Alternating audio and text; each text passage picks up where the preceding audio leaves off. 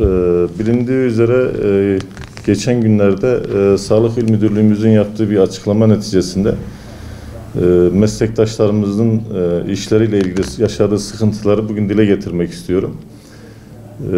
İşlerimiz 11 Mayıs'ta açıldığı günden itibaren çok düzenli ve güzel bir şekilde gidiyordu, devam ediyordu.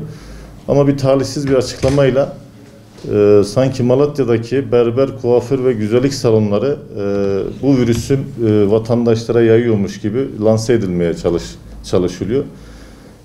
Biz buna karşıyız. Böyle bir şeyin olmadığını, buradaki Malatya'daki bütün hemşerilerimize bunu anlatmak için bugün sizlerle bir aradayız.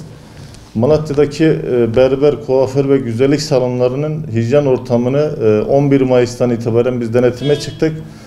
Bu konuyla ilgili Malatya Valiliğimiz de bir ekip kurdu ve %90 civarında meslektaşlarımızın bu kurala uyduğunu gördük. Nedense bu talihsiz bir açıklama Sağlık İl Müdürlüğü tarafından işlerimizi tamamen alt üst etmiş durumda. Bu konuyla ilgili o da çok tepki almaya başladı. Baskı altında meslektaşları tarafından. Biz bir an önce yetkililer tarafından bir açıklama yapılmasını istiyoruz. Niye diye sorarsanız, şimdiye kadar Türkiye'nin her tarafında, dünyanın her tarafında bir virüs var. Bu virüs nedense Malatya'da tabii birçok kişide çıktı. Neden açıklanmadı? Berber kuaför camiasında 3-4 tane çıktı diye direkt hedef gösterildi. Biz buna tepki veriyoruz. Karşı istemiyoruz yani böyle bir şekilde bu durumun olmasını. Neden özellikle berber ve kuaför camiası hedef gösteriliyor? Şu durumda Malatya'daki bütün salonlarımız iş yapamaz hale geldi. Ben burada Malatya'daki bütün meslektaşlarıma, bütün Malatya'da yaşayan hemşerilerimize rahatlıkla tüm meslektaşlarımızın salonlarına gidebilirler. Herhangi bir sıkıntımız yok.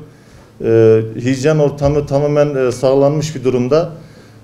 Zaten virüs çıkan arkadaşlarımızın iş yerleri mühürlü bir durumda. Açık olanlarda herhangi bir sıkıntı yok. Dün Özalper bölgemizde özellikle orayı vurgulamak istiyorum. Bir salonumuzda virüs tespit edilmişti. Doğru, biz görüştük ve dün akşam itibariyle yapılan testlerde hem kendisinde hem çalışan personelinde ve hem oraya giden müşterilerin hepsinin sonucu negatif çıkmıştır. Tabii bunlar 14 gün karantina altına alınacaklar ama nedense burada bir berber ve kuaförün üzerine oynanan bir şeyler var. Bu bizi rahatsız ediyor. Yetkililerin bu konuyla ilgili bir açıklama yapmasını ve berber kuaför camiasını, güzellik salonları camiasını hedef göstermemelerini istiyoruz. Hepinize teşekkür ediyorum. Ben kapadan sen bir ara gelip bana dön. Bu bıraktım.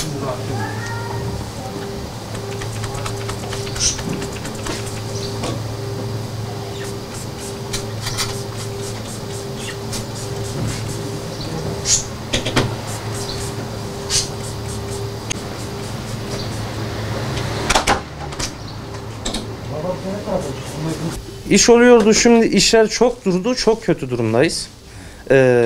Böyle olmasını istemiyoruz. Lütfen bize yardımcı olun. Halkımız bunu duysun. Bizde bir sorun olmadığını bilsin.